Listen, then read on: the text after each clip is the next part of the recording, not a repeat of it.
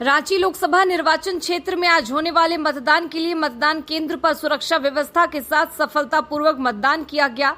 लोग सुबह 7 बजे से पंक्ति में होकर अपने मतदान का उपयोग किया। रांची लोकसभा क्षेत्र में मतदान जारी के बीच निर्वाची पदाधिकारी 8 रांची संसदीय क्षेत्र के राहुल कुमार सिन्हा द्वारा विभिन्न मतदान केंद्रों का जायजा लिया गया। इसी क्रम में वो सर्द हॉस्पिटल अवस्थित मतदान केंद्रों का जायजा लेने पहुंचे। यहां प्रतिनियुक्त मतदान कर्मियों से राहुल कुमार सिन्हा ने मतदान से संबंधित आवश्यक जानकारी प्राप्त की, साथ ही मतदान के लिए कतार में खड़े मतदाताओं से भी बातचीत की। निर्वाची पदाधिकारी रांची राहुल कुमार सिन्हा ने मतदान केंद्र की सुरक्षा व्यवस्था को लेकर क्या कुछ कहा, सुने इस खास रिपोर्ट में। स्टेशंस पर मतदान प्रारंभ हो गया। सभी polling parties, micro observer, sector officers और अन्य सभी जोनल ऑफिसर्स वगैरह पूरी तरीके से मुस्तैद रहे।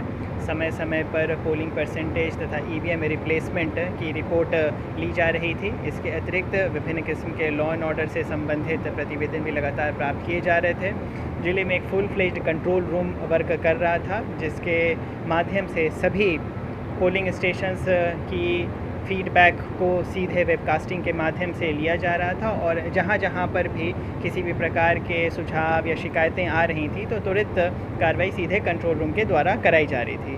पांचों विधानसभा के कंसर्न्ड AROs के द्वारा each and every polling station के वेबकास्टिंग को सीधे तौर पर पल पल देखा गया है और जहां कहीं पर भी किसी भी प्रकार के वोटिंग के प्रक्रिया में अगर विलंब हो रहा था या पोलिंग स्लो हो रही थी या किसी भी प्रकार की और परेशानी हो रही थी तो जैसे ही सूचना मिली उस हिसाब से त्वरित कार्रवाई कराकर पूरे तरीके से सुलभ और शांतिपूर्ण तरीके से मतदान को आज संपन्न कराया गया है।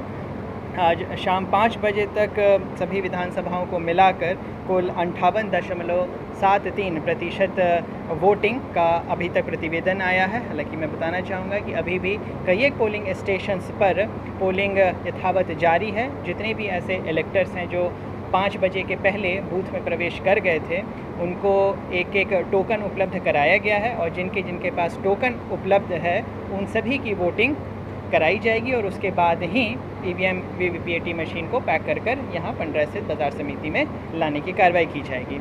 ऑलरेडी काफ़ी सारे पोलिंग पार्टीज़ जिनके यहाँ मतदान पूरी तरीके से समाप्त हो गया है वो यहाँ पर पहुँच चुके हैं और अपने EVM मशीन्स तथा फॉर्म 17C को यहाँ पर जमा करवा रहे हैं।